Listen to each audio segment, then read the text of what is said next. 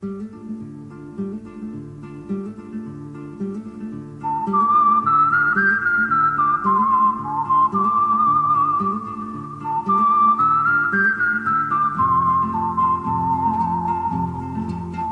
are listening to the In the Mouth of Dorkness podcast. Here are Brad, Lisa, Brian, and Darren. Welcome to another edition of the It Modcast podcast. Joining us is Brian Young, the Turtle Dork. Happy Friday, folks. Yep. And also joining us is Lisa Gullickson, wife dork. Die, blanket of death. And also joining us is Brad Gullickson, mouth dork. I'm your host, Darren Smith, the Disco Dork, and welcome to the It Modcast podcast, Fistful Friday. Hey. Damn, B, it's Friday. Hey, Yeah. Brad. Avengers Infinity War is supposed to come out this weekend, and now nothing's coming out this weekend. Tully's out. Infinity War. That means you go back and you rewatch Infinity War. I do I've not seen want it to see Tully. 6 I times want to. already. In 3D? Have you seen it? I have now. I like I've seen it in Diablo 3D. Cody. I Wait. do like Diablo Cody, but you know how interested I am in the plight of the mother. Not at all interested. Sorry, Mom. Jason Reitman directed that one too. Yep. I think so. Yeah. So I like that. Yeah, because I'm a big fan of Juno. I'm looking forward to Tully. All right. Juno has vomiting in it. I'm sure that Tully is going to have vomiting in it. If you see it first, you can just text me Okay. and tell me when the vomiting When was the happens. vomiting? Did Juno? She vomits in the fucking planter thingy. Oh yeah. Blue vomit. It's disgusting. Oh yeah. Anyway, I've seen Infinity War. And this Fistful Friday, we have a Fistful of Devastation in honor of Infinity War and all the people who were devastated in the audience last week and this week.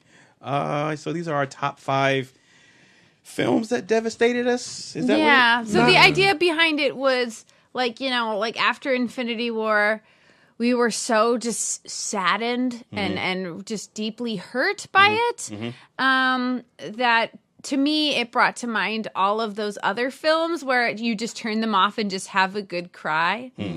So that was my idea. If you guys interpreted it differently, that's A-okay. I kind of did. I have a mixture of both. Destruction, like on a mass scale, like when at the end of the movie, when those giant things are rolling across the Wakanda, or on Titan when the ground is being lifted up and the planets are being destroyed. So I have that type of destruction, but also have the personal, emotional type of destruction as well. Okay, good. Brian, so start us off with your number 5 and your Fistful of Devastation. Actually, it's funny because I just remember I used this last week, but I'm gonna use it again. Damn. Yay. When we did our Fistful of Infinity Stones, one of mine was the reality of expectation versus that, and that's 500 Days of Summer, and that is devastating to me because I know that pain. I know that pain so well. So yeah, I love this film. I think it's actually in my top 10 films of all time. I mean, it's just an absolute charming movie. Is it charming? No, I don't know. Anyway, but it's so authentic and it's so real and it's so well done. And I just like the truth that this movie tells about the experience of first love and the heartbreak of that and the reality of that. And it's devastating. Yeah. So Okay. That's my number 5. All right. Lisa, your number 5. When I was coming up with my Fistful of Emotional Devastation, I was brought back to a time when I'm guessing I must have been in like early high school. This movie came out in 1993, and it's What's Eating Gilbert Grape. Oh, yeah. Yes. Oh my God. So this is a movie I watched it alone at my parents' house, and I have a feeling I wasn't supposed to watch it because I was sitting like fairly close to the screen so that people couldn't hear, I guess. So it was a movie where I just turned the TV off and then just laid on the carpet and just had like a solid 15-minute cry after the film was over. So fucking sad. So this is the movie in which Johnny Depp plays Gilbert Grape and Leonardo DiCaprio plays Arnie, who is his brother with Down syndrome or extraordinary needs of some kind. And it's one of those movies where just poor Gilbert cannot catch a break, and their lives are just filled with the profound hardship and tragedy. But the film ends with, spoiler alert, this movie came out in 1993. So if you want to feel the pain yourself, and you want to stream this before I tell you what the ending is. But the movie ends with they have Johnny Depp has a severely depressed mother who is or morbidly obese, and she passes away in their home, and she is of such tremendous size that to remove her from the home would take opening the house up and removing her with a crane. And so to avoid the humiliation that would bring to their family, they just set the house on fire and they burn their mother's body inside the house. And the layers of sadness in this film. So there's the sadness of what is happening in this film, but also what struck me was, the woman who is playing the morbidly obese woman was a woman of size, and I'm sure that playing that role was tremendously challenging for her. And I don't know, just the whole situation just struck me as extraordinarily sad. And like my little, ninth grader body could not handle it. And I just lied on the carpet and just sobbed and sobbed. Yeah. Devastating. My first exposure to Leonardo DiCaprio. Yeah, mine I really too. thought he was like that until I saw him in something else. And you're like, Great no, performance. actually, he's dreamy. Great performance from him. Yeah. I really like that movie. Great pick, Lisa. Why, thank you. B, your number 5. So I cry a lot in movies. He does. I cry in almost every movie. Yes. It's just like my emotional response to cinema and to art in general. I cry during comic books. Action Comics 1000 just came out. I cried during that.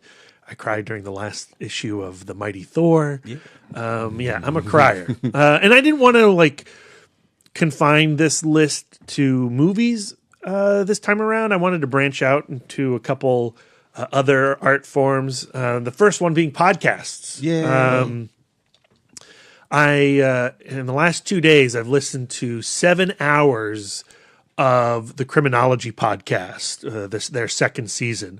I don't know if you guys are aware, but they recently just arrested a guy who they believe to be the Golden State Killer. Mm-hmm. Oh, yeah. That Patton Oswalt's wife, Michelle McNamara, wrote the book about, what was it? I'll Be Alone in the Dark. Mm-hmm.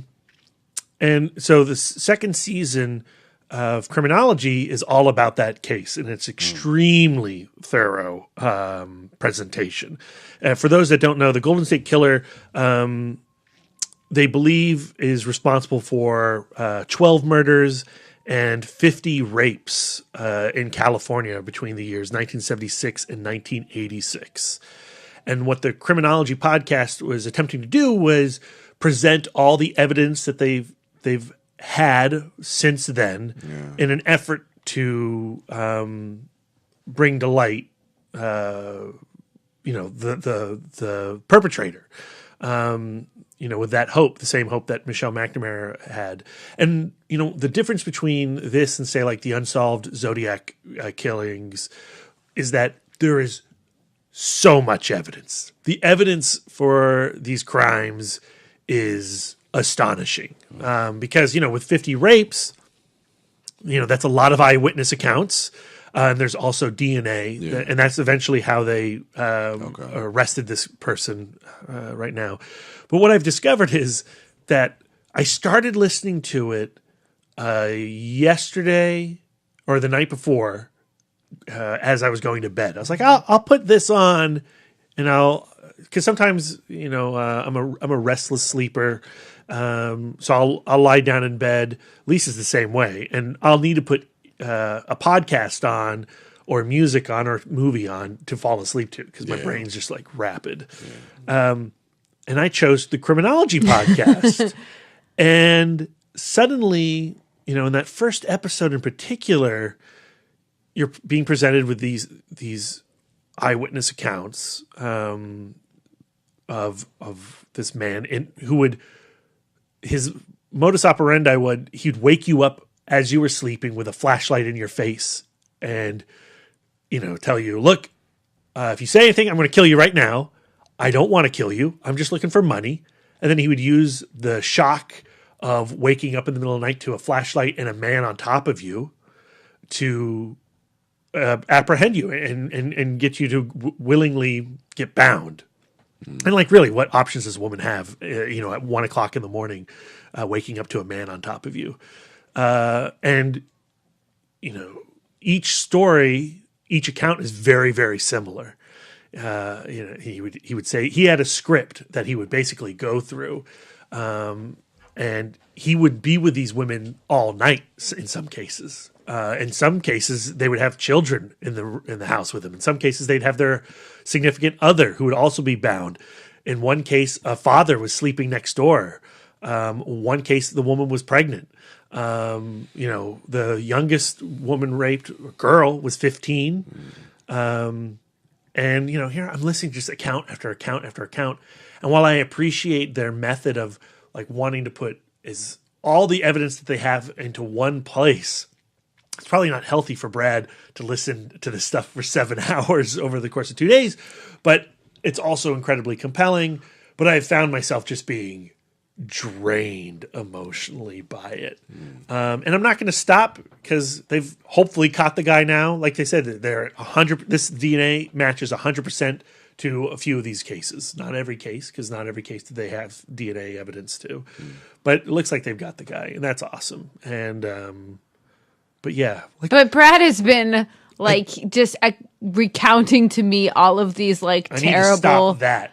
rapes, and it's horrifying to me, especially because I'm getting it third hand from my emotional husband, and I'm like, this is horrible. Well, and I'm lying in bed, and it's just so stupid. But I'm staring. We're on the 3rd floor of this building. Don't tell them. Don't tell the murderers where we sleep. And so it's not like I'm going to look out my window and there's going to be a guy standing there, unless he's on a ladder.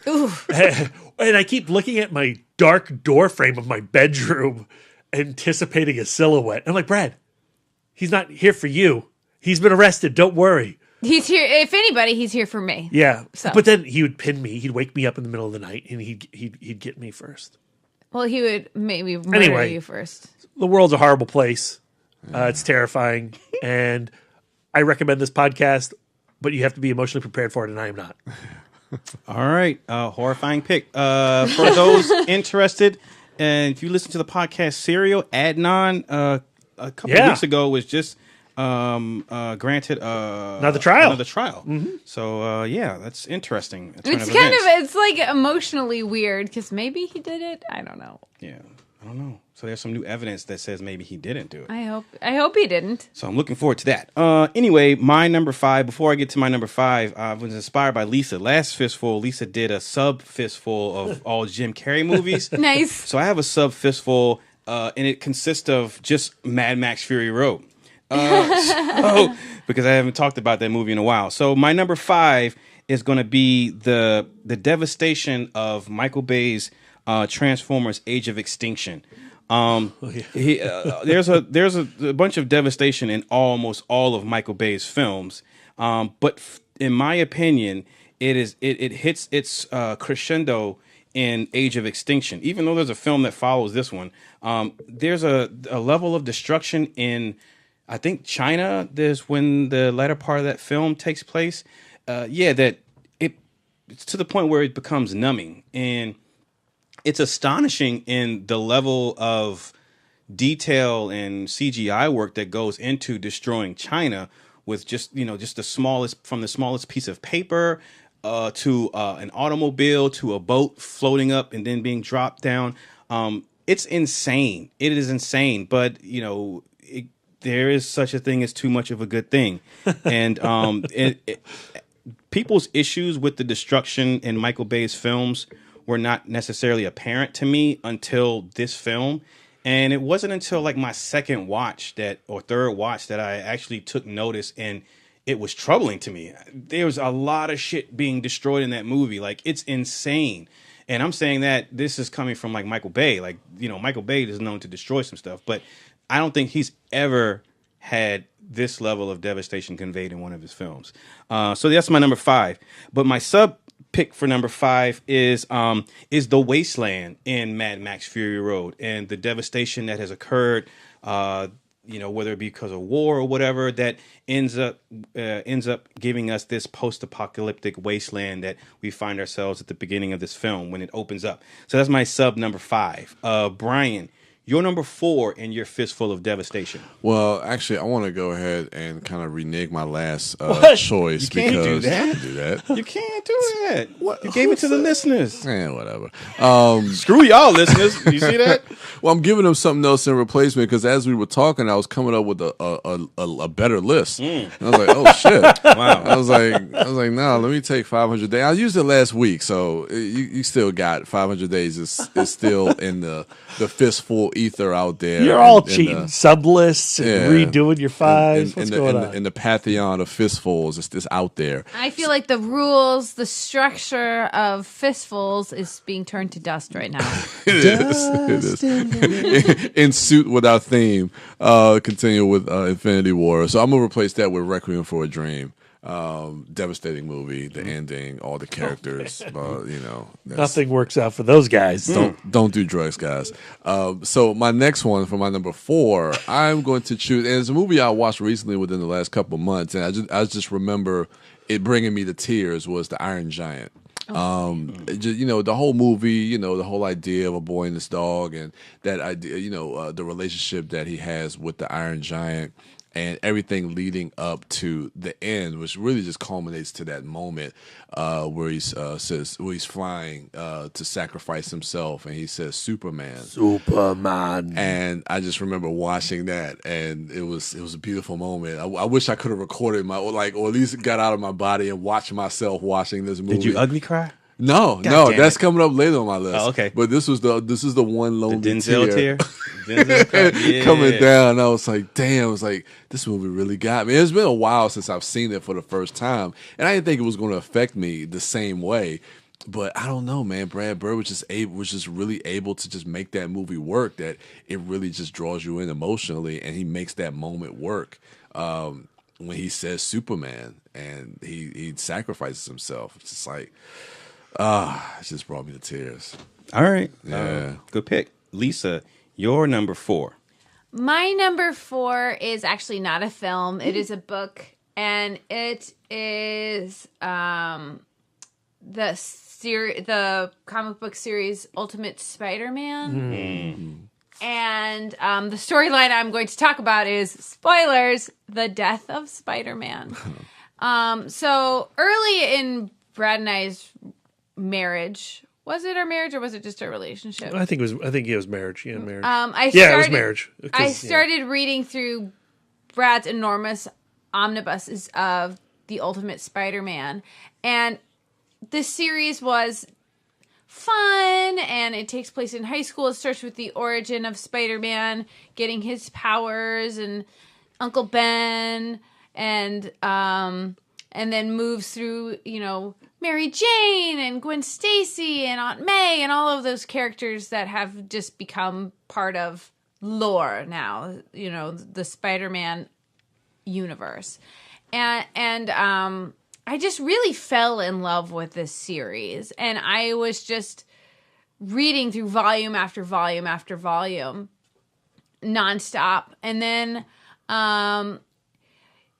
there's this conflict with the Green Goblin, and that guy, and you know, he's tied to, you know, Spider-Man's friend and all of this stuff, and there just comes a point where Spider-Man is defeated, and he pays the ultimate price, and he dies, and I just laid the book down and just sobbed. It was a bad scene. I just really... Did you ugly cry? I ugly cried.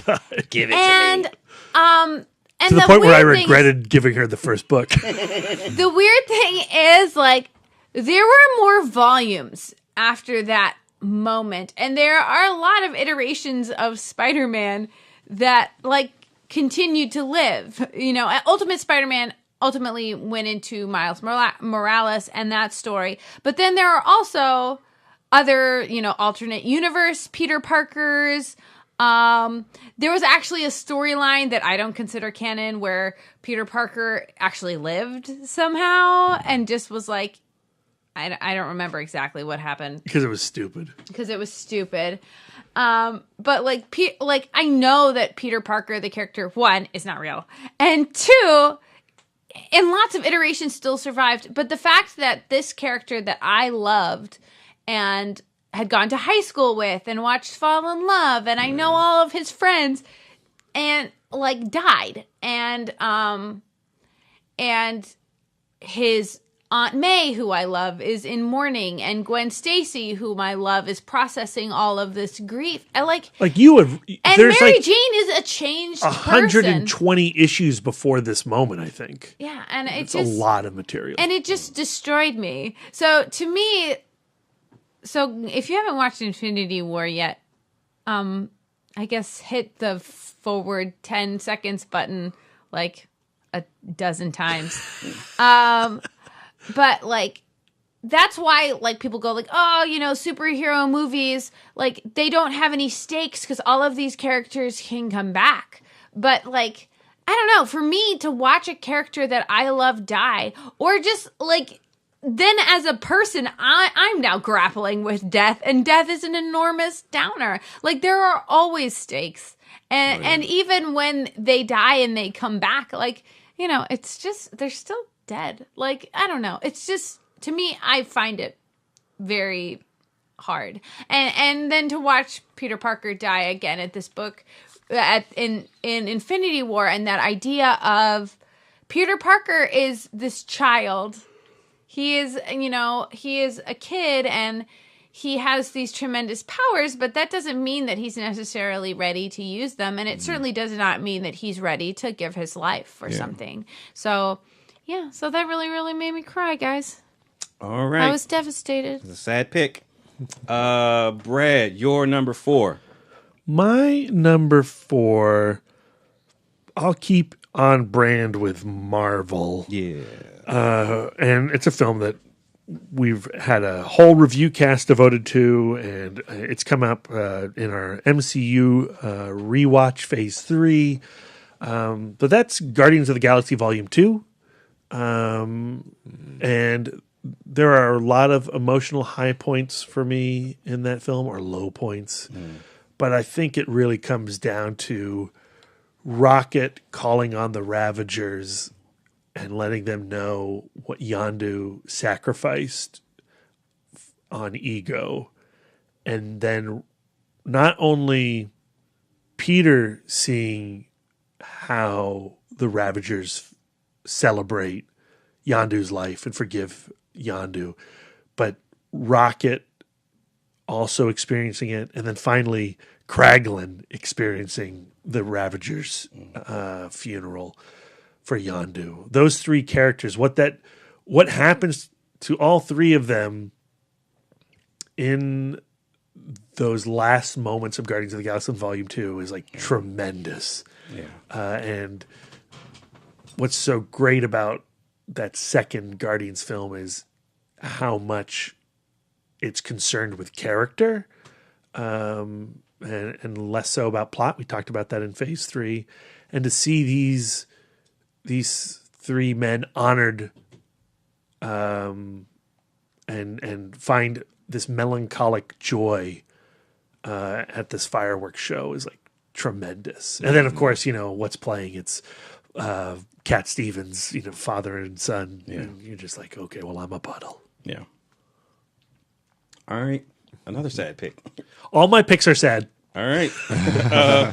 My number 4 is from John Singleton's powerful debut, Boys in the Hood. Yeah. Is the scene where Cuba Gooding Jr. and his Trey and Doughboy, played by Ice Cube, bring home Ricky, played by Morris Chestnut, after he had been shot. Ricky! And they bring him home and they put him on the couch. And Ricky's Ricky's mother, played by Tyra Farrell, she comes into the living room because she hears this commotion. And she says, what's going on? What y'all making all this noise out here for? And she sees her son killed, and she just loses her shit. And Ice Cube is, you can tell by scenes earlier in the movie that he does not have the best relationship with his mother. Ricky is Ice Cube's brother, is Doughboy's brother. He was the college athlete. He had the scholarship. He was waiting on to come in the mail, his acceptance letter. Doughboy was the drug dealer and the up to no good. And he and his brother had a tumultuous relationship, but there was still love there. So when Mrs. Baker sees her son on the couch dead, she freaks out. And she asks Doughboy, "What did you do to my baby?" And he says, "I didn't do nothing." But it was because of something that he had said that angered some other, bad people, that his brother was, got caught in the crossfire of that. So in a way, it was his fault. But just the devastation on the mom, seeing her son, who was bound for college. He wasn't into gangs. He wasn't into drugs or doing anything like that. For me, it's a very real and relatable moment.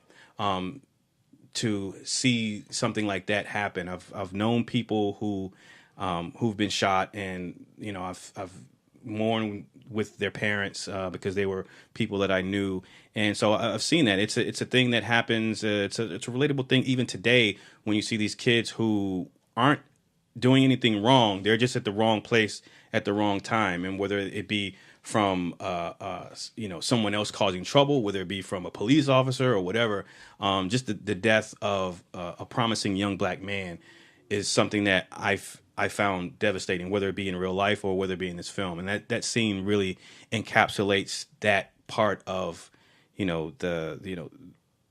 black culture and that unfortunate part of black culture. And I just found it really moving and powerful. And Ice Cube, his Doughboy, trying to comfort his mother and her just losing her shit. There's nothing he could do. So he leaves the house, and that's when he goes out and to get retribution. But just that moment, her reaction to that, her devastation at the sight of her son being killed was devastating to me. My Fury Road pick is Immortan Joe's devastation at Splendid when she falls off the vehicle and she rolls up under his car and he flips his vehicle, and he's just devastated, so much so that his mouthpiece opens up when he's screaming as he's holding her limp, lifeless body. So yeah, that's my sub number 4. Brian, your number 3. My number 3 is kind of going in line. Well, Boys in the Hood was originally on my list as well, but I decided not to use that one.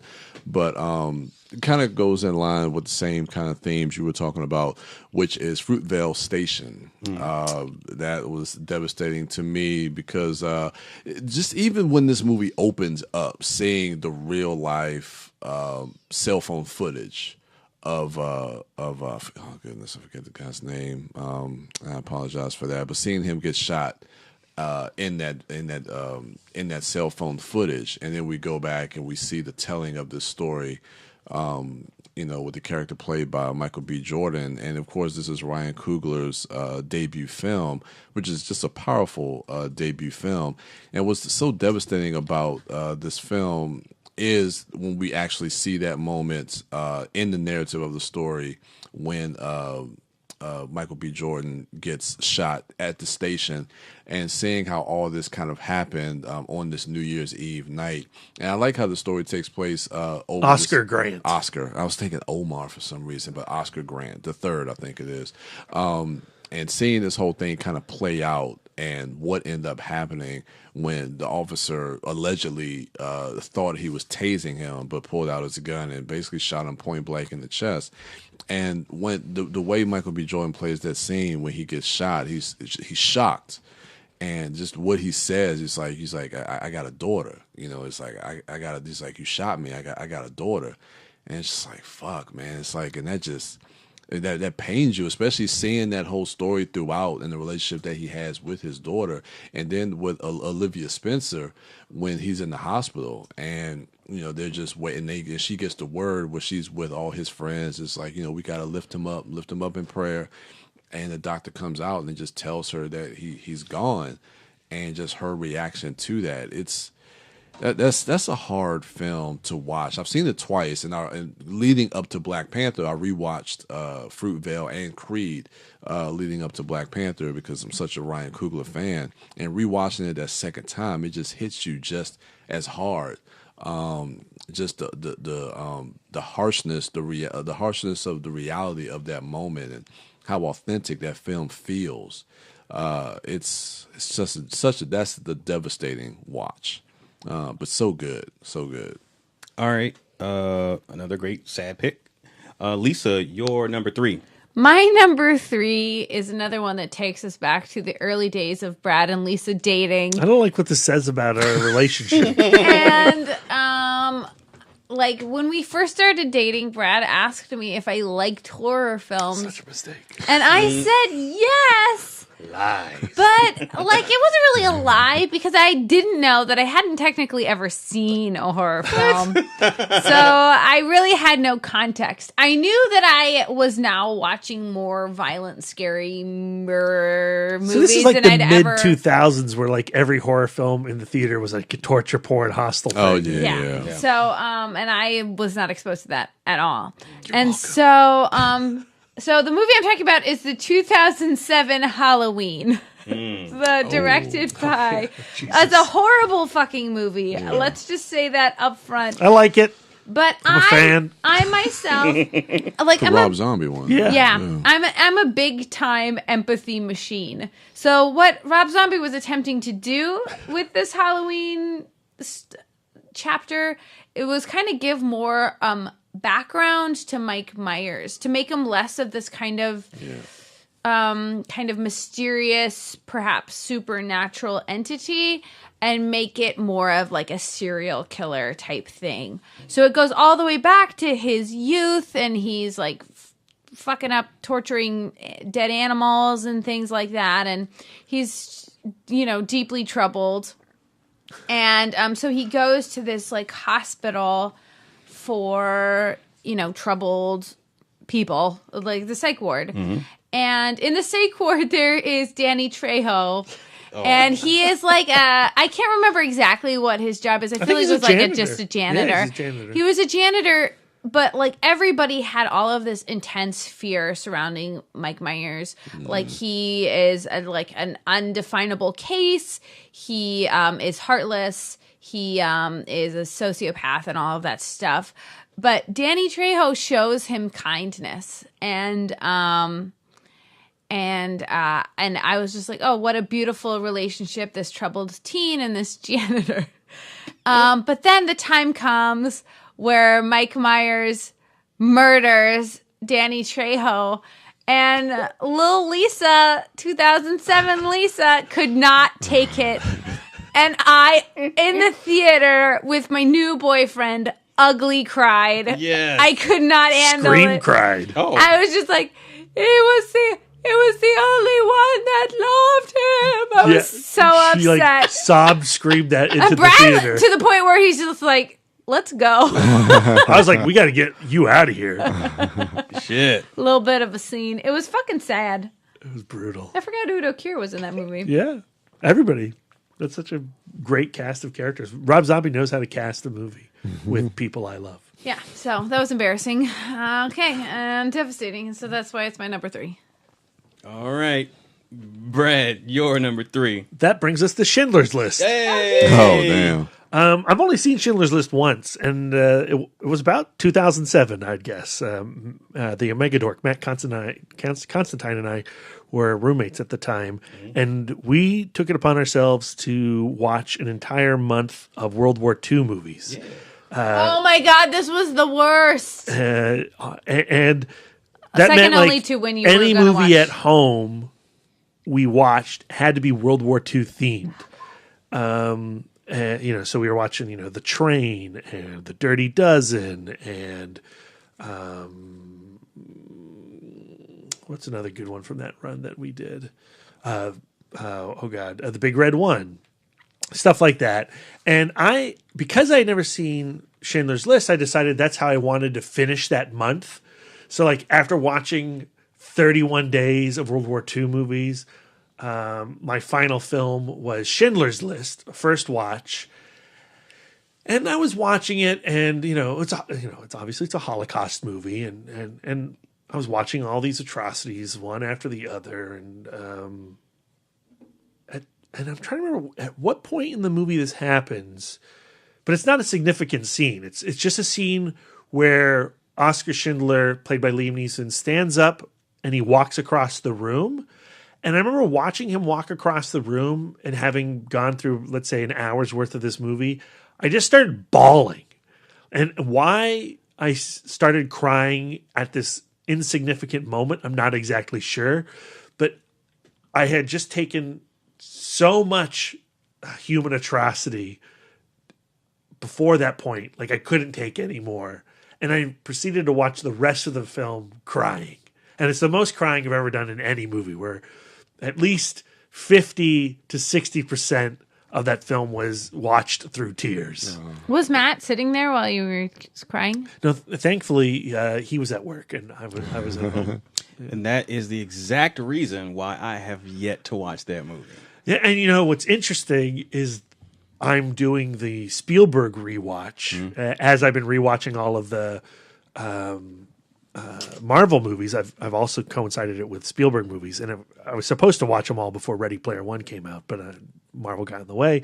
And just the other night, Lisa and I watched Hook, the Robin Williams Peter Pan movie. The movie is garbage. Not at all devastating. It's the most beautiful film. It's not at all devastating because it's total family. garbage. And fostering your inner child. I'm not a fan of it. Don't lose the spark. It's Spielberg 1991. I like to think of it as like the closing of 80s Spielberg. And I'm so glad to be done with 80s Spielberg. And next up is Schindler's List. Have fun with that. And that was my response. I was like, oh God, I got to watch this thing again. Yeah.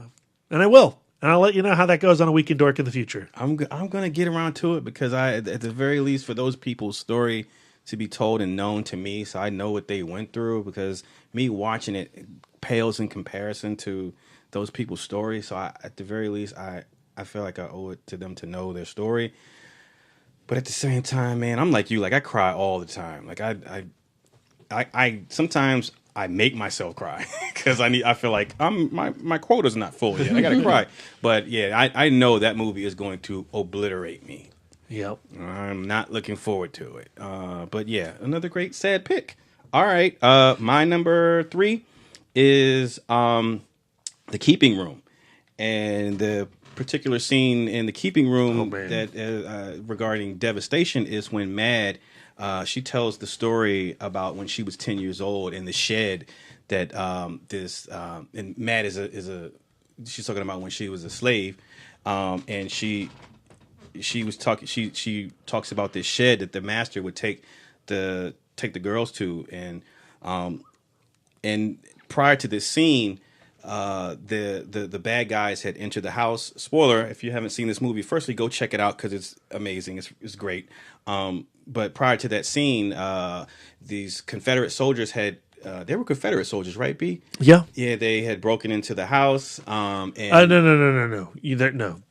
Union. Union soldiers. And so they had broken into the house, and they were about to rape one of the girls. There's 3 girls in the house. They were about to rape one, and they ultimately killed the attacker.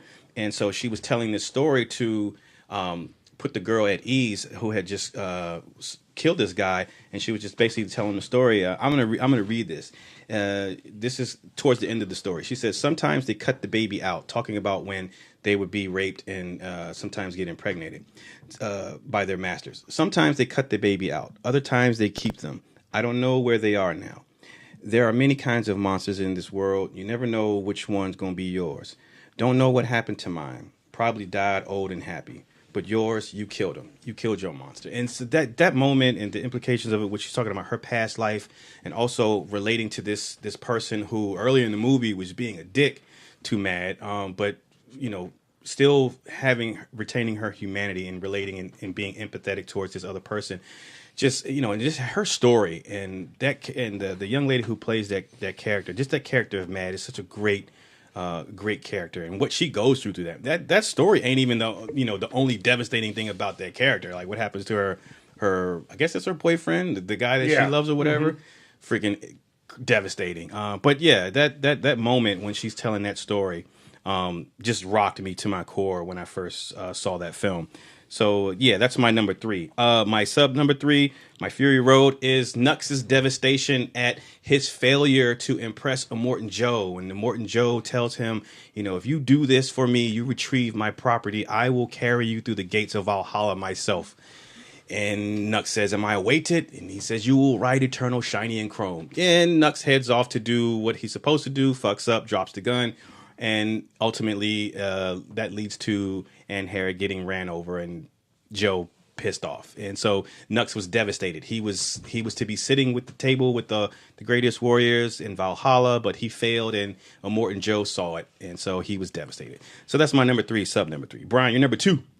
So my number 2 is a film. What's this? 2016. It was in my top 10, and this is a movie that if I could go back and redo my list, it would probably rise as far as like my top movies of that year.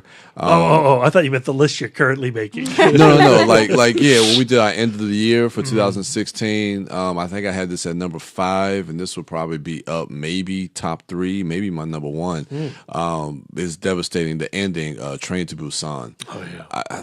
I just unabashedly love this movie. And then all the relationships, all the different characters in this film, but that moment between the daughter and the father, and when he gets bit and the way she cries out to him is just, it just literally just crushed me.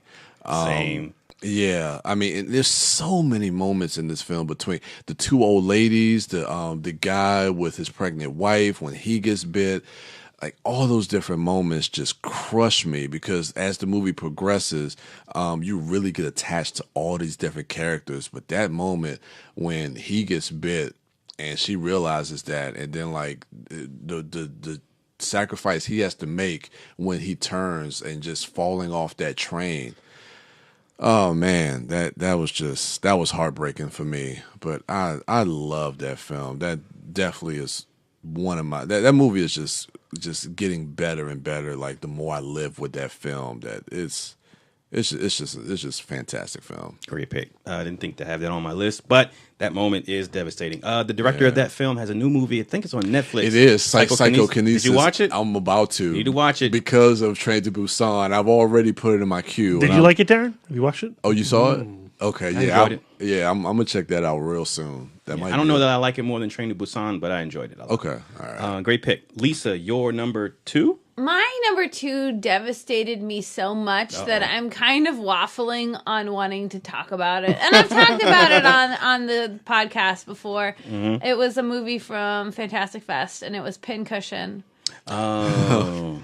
So this was a movie where, like, a lot of times when you watch something that's devastating, like, it's beautiful, and you're like, like Schindler's List, like, it's like this, historical thing, and we need to feel that pain as like part of humanity, and part of culture. We need to feel that pain, or like it's the culmination of a tragic story, and the sadness is cleansing, and it reminds me of all that we have in our lives, and blah blah blah. But for me, Pincushion was devastating in a way where I was like, fuck this movie for making me feel this. I never want to feel this. And every day I spend many hours of the day trying not to feel this. And so what Pincushion is about, it's about this girl and her mother, and the girl is going through puberty. And like, regardless of who you are, if you are a woman, like puberty is like traumatic. It's like a traumatic experience. So there's like the relationship with your mother, where your mother goes from being like your best friend and this person who understands you to this person who is weirdly embarrassing, and you don't know how to identify with her anymore, and you're hiding shit from her. Like, that's something that happens, you know, when you're a girl. Another thing that happens is, like, you know, you go from this asexual being who's just bopping around the world, who could just as easily be a little boy, to being a sexual being where you want your sexuality to be realized by others. You want to be seen as a sexual being, but at the same time, like, being a sexual being is inherently dangerous, and you are now extraordinarily victimizable in a way that you've never been before. And also you are taught that the way that you feel is bad and evil and gross. So, like, and so this movie takes all of these. Oh, and then, like, it just makes you feel insecure and sad. And, like, that whole, like, swath. You have a daughter. You have this to look forward to. Yeah. This whole swath, like, so that swath of my life, like, led from a deep clinical depression from, like, 7th grade to, like, my early 20s. Maybe I shouldn't talk about this movie. But this movie plays on all of those horrible things and spins them out in kind of almost like a surreal kind of way that was so utterly painful for me, clearly.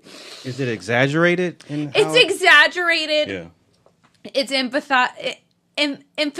It's highlighted. Yeah. And the mother character is almost like, she starts the movie almost like a joke. She's like a super crazy cat lady, but she loves her daughter. She's a single mom, and her daughter is like her whole world. So, there's a time when there's like some bully girls who are picking on her daughter, and she feels her daughter pulling away from her. And so this is causing a depression in her. The mom. So, the mom decides to get revenge on these girls. And the way the mother gets revenge on these, like, teen girls is she commits suicide in front of them. This movie is fucked up. Like, it's a super fucked up movie. So, like the fact that it's, like, and there are, like, certain instances, like, dumb teenage things, like, that happened in this movie that, like, parallel things that happened in my life in kind of, like a painful way. But, like, the fact that, like, I don't know, that it was presented like entertainment, like this is somebody's therapy, was to create this movie. And I think that like, that's part of what art is about, like, getting these feelings out. The director is Deborah Haywood. And part of it is like this catharsis of making art so that you can get the feelings out and express them. But, like, and I think that, you know, maybe, like, this is a good movie. There are people who really, I wouldn't say enjoy this movie, but, like, appreciate this movie on a deep level. But I just was not ready to feel that, especially in a movie theater, like, full of dudes. Yeah. Like this is a time, like, early in Brad's FSR career. And so we were sitting with a bunch of FSR dudes.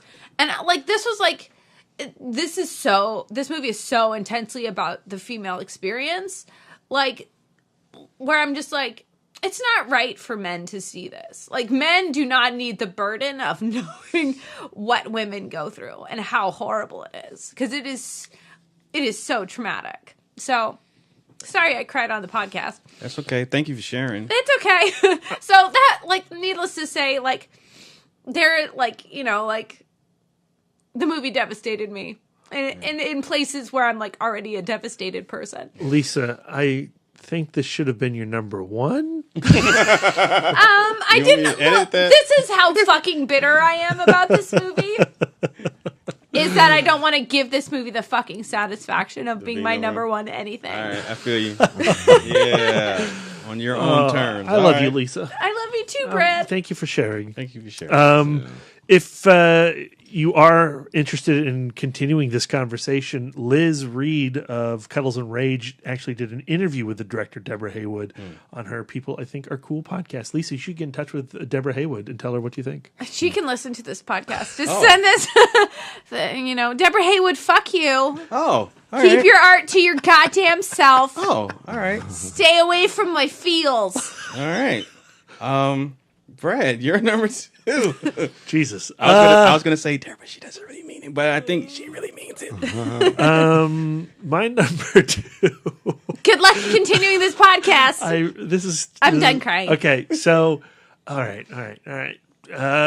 Hellboy in Hell, the comic book. Yeah. Hellboy in general.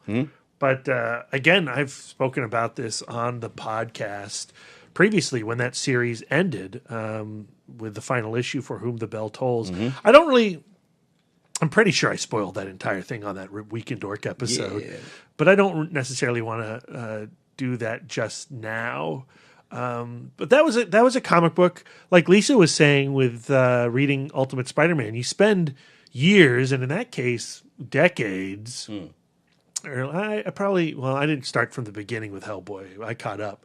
I had been reading it for at least 10 years. And you know, I'm sure a lot of our listeners have seen the films. The films are lovely in their own way, but they're very Guillermo del Toro interpretations of that character. They're not at all what you experience in the book. The book is much more rooted in a somber tone, a foreboding, a dreadful experience, you know, trying to prevent being the beast of the apocalypse, Anung Unrama. And so at one point, Hellboy is killed, and his soul goes to hell. And you would think, okay, well, now he can rest. But no, of course not. This is Hellboy. Yeah. So he has to navigate an environment that is also deteriorating because of his very existence. And how this comic brings that character to peace is truly beautiful. And I just thought like a master work from Mike Mignola, the artist and writer. And I loved being with this character's journey, and I appreciated getting to observe what this fictional character went through. It's one of my core creative bits to my heart. You know, Hellboy. It's like Star Trek. It's like Star Wars. It's like Jaws. I mean, it's just like one of those profound things that is in recent memory has shaped me. Yeah. And when I got to the end of that Hellboy in Hell final issue, I did a lot of crying, but that wasn't like a devastating necessarily cry. It was just like I was sad that the road was over, but happy where it ended. Yeah. All right. Great pick. No moms kill themselves. Shit. That's not true, actually. Damn. For my number 2, I was gonna pick My Life as a Zucchini, or there was another animated movie we saw at Lost Weekend that I had to walk out on, because it reminded me of my divorce. The anime. But because I can't remember exactly what it was, I'm not going to use it. I remember you walking out, but I can't remember what that film was. Yeah. I know that you walked out of what was that with about the woman? Louder Than Bombs. Yes. Thank you for reading my mind. You walked out of Louder Than Bombs. I think because that. But you came back though. I think because that was that, and these other 2 movies that I can't remember were so traumatic to me and they're triggering. I think subconsciously, as a defense mechanism, my mind just blocked it out, so I can't remember. So anyway, one I can remember though that is going to be my number 2 is the ending of. There's a lot in the rest of the film, but in 12 Years a Slave. Oh man! After all that he went through, when he finally returns to his family and he says, "I'm sorry," you know, that's like the movie was like being jumped by a bunch of people, just emotionally, just being beat up by a whole bunch of people, and then he says, "I'm sorry," and then that's like one last guy saying, "Oh yeah, let me get this final gut punch," and punches me in the stomach. Like I was floored at the end of that film. That was one that I sat in the theater and just cried as the credits were rolling. Like I didn't want to get up and walk out and have the sunlight hit me in my face and cry out in public. Not that I had an issue with it. I just felt like I just couldn't move. I just wanted to release it and get it out because it was so painful. The sequence earlier on when Lupita Nyong'o, that was her, right? Mm-hmm. When she's getting whipped and then you see like the lashings opening her skin on her back, that has to be the most graphic depiction of someone getting whipped that I've ever seen. And that broke my heart too. But him apologizing after all that he went through just literally devastated me, on top of a devastating film. So yeah, that's easily like my number 2. And my my Mad Max Fury Road sub pick for number 2 is Cheeto's Devastation. She's devastated so much so that she's willing to go back to her Morton Joe. She seems to be carrying the pain and the loss of Splendid more than anyone else. Although all of the wives were affected, Cheeto, she lost her shit. So she's my sub pick for number 2. Brian, your number 1 in your Fistful of Devastation. So my number 1 goes back to late last year, and we actually did a review cast for this film, and this was a film that just I don't know what came over me, but I just could not control myself at the end of this film, and that was Mudbound. Yeah. I don't know if I was going through something at that time or I think you were. It was called Mudbound. Yeah, but I've always had a sense of sadness or devastation and have cried. But this was something I was sitting in my living room, and when it got to the end of that film, this was just something that was just uncontrollable for me. Seeing what happened to Jason Mitchell's character at the end of that film and what they ended up doing to him, and seeing everything that happened with that character, him fighting for a country that basically turns its back on you, and coming back home, and then having to still go out the back door to go to a convenience store and have people treat you the same way after fighting for this country, and then just to see what's his name, Mike from Breaking Bad. Yeah, that actor who played brilliantly. Everybody played brilliantly their roles, but to see what he ends up doing to him once he finds out that he had a baby by a white woman, it's just devastating to me. And I just Jonathan Banks. That's right.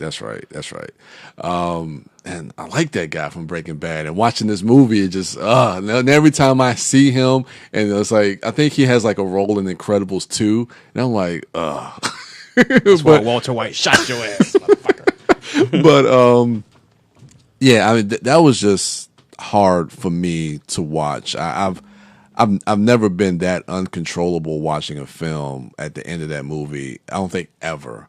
It was cathartic, but it was heartbreaking for me to have to see that or realize that is part of our history. That's part of our past. Part of our present too. Unfortunately, it's part of our present. And yeah, that was hard. That was definitely the most devastating thing I think I've ever witnessed on film. Yeah. All right, Lisa, your number 1 in your Fistful of Devastation. My number 1 is Guillermo del Toro's Pan's Labyrinth. So fucking sad. Yeah. It takes place during the Spanish Civil War, and it's about this girl who uses kind of a fantasy fairy tale parallel existence to mentally escape the trauma that she's going through so she can be the hero of her own story. And I'm going to say the end of the movie, guys.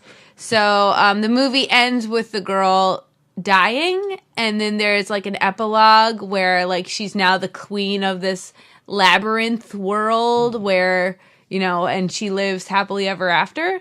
And that's another movie where I just laid down and had to cry. Yeah, that was brutal. Yeah. I did not see that coming. Like, goddamn, Del Toro, you shot her in the stomach. She was a fucking kid.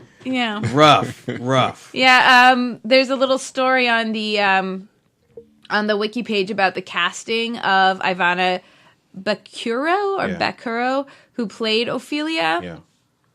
And it talks about how, like, he wasn't really envisioning somebody who looked like this girl, and he was originally envisioning somebody a little bit younger, but this girl's performance made the camera woman and his wife, Guillermo Totoro's wife, just sob. And so that's what had him choose this particular actress, because she can evoke, even in an audition format, she can evoke that reaction from an audience. Yeah. And there is something truly beautiful in finding a child who can really emote in that way. So it's a beautiful film if you want to have a fucking ugly cry. Great pick. Thank you. All right, B, you're number one. Well, this goes back to our conversation during our Infinity War review cast, talking specifically about the climax of that film and characters who do and do not make it. And then, okay, have we already spoiled the ending of Infinity War in this fistful? We have, right? Yeah, I did. Okay, well, I'm going to continue to spoil the ending of Infinity War. But a whole bunch of people die or get pulled out of existence in Infinity War. But we know that Black Panther's coming back, guys. He made too much money for him not to come back. Spider-Man's already got a release date. Peter Parker's coming back in some form. Don't worry.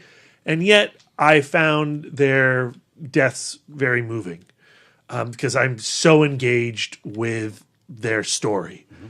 And my number one, I cry every time I watch this movie, the climax of this film. Star Trek II, The Wrath of Khan. Oh, yeah. Spock dies. Yeah. He comes back the next film. I was thinking Don't about worry, that. Brad. Yeah. But every time I watch Star Trek II, when Spock goes against his Vulcan logic and when Spock embraces his Vulcan logic, the needs of the many outweigh the needs of the few, sacrificing himself for his crewmates.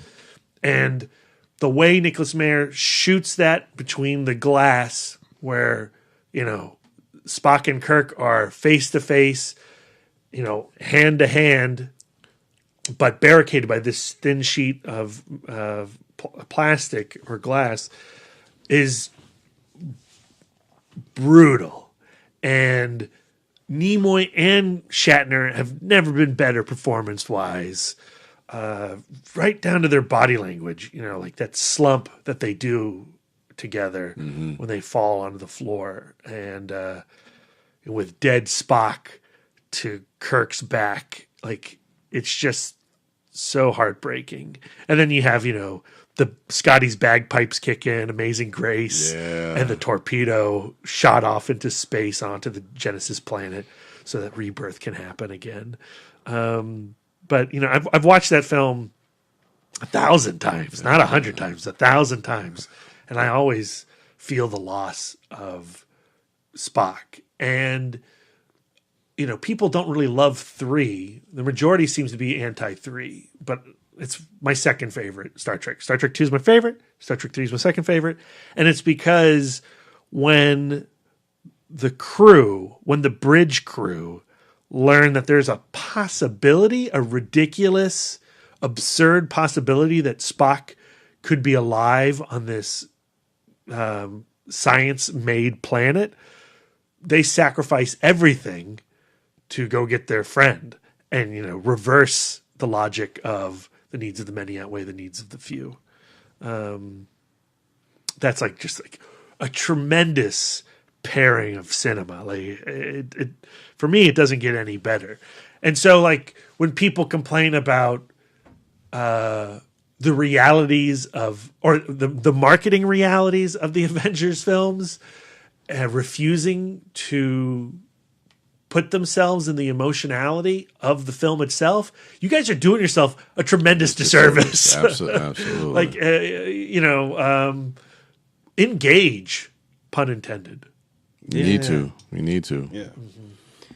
All right. My number one was going to just be my sub pick. I knew it. It was going to be my sub pick, but I decided to go with my gut. And so my number one before I get to my sub pick is the devastation of the people of Metropolis at Superman's sacrifice at the end of BVS.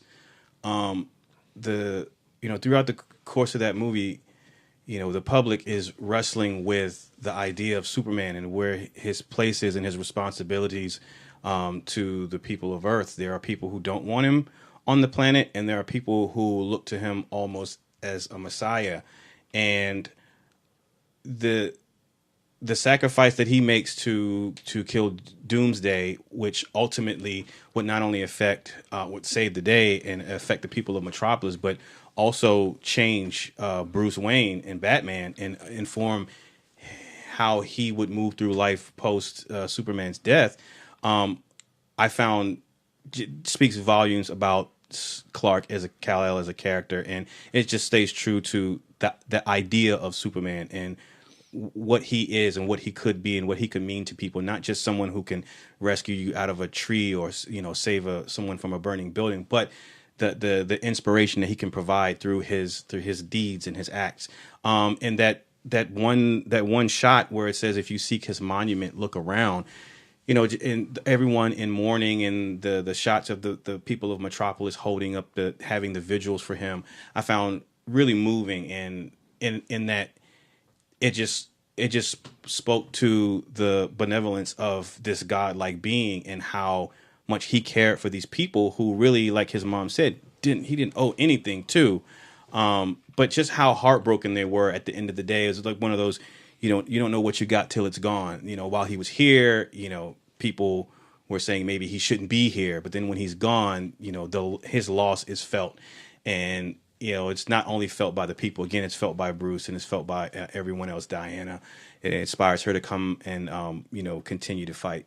So with Superman being my favorite superhero, period, like that, in that moment to me wasn't really devastating for me, because I know he's coming back, but it still was a moving, because it stays true to Clark. It stays true to him willing to sacrifice himself to save his world, which is Lois, and ultimately our planet and our world. And so everyone's devastation in that film at the loss of Superman is something that I found really moving.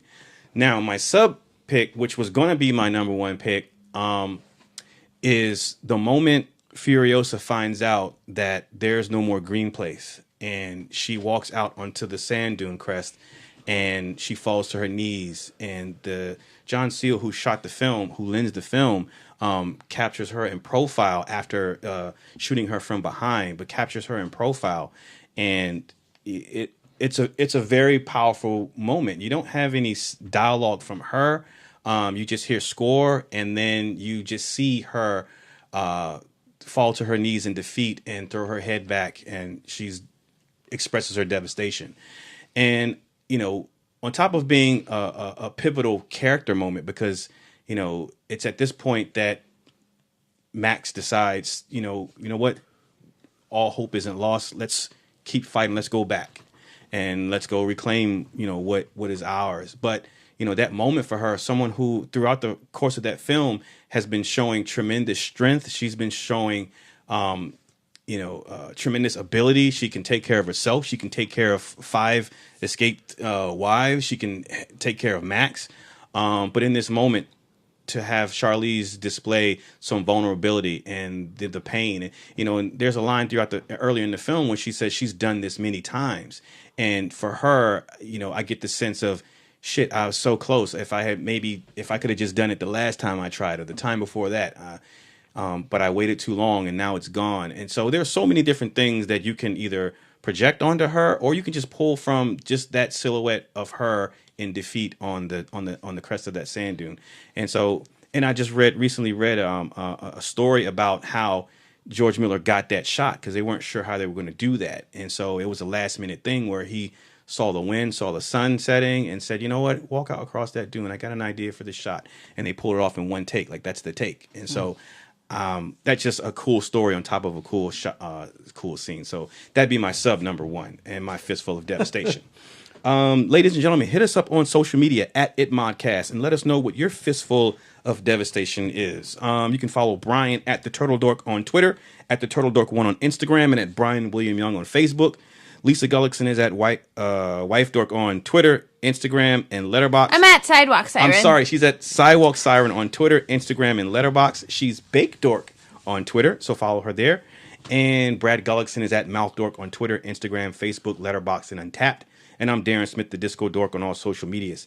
That's going to do it for us. Enjoy the rest of your weekend. Tully's coming out. Speaking of Charlize Theron, Tully's coming out today. And there's a what's the name of that movie?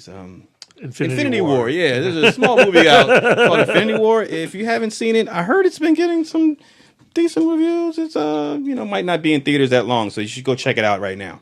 That's going to do it for us. Enjoy the rest of your weekend. Watch more movies. And until next time.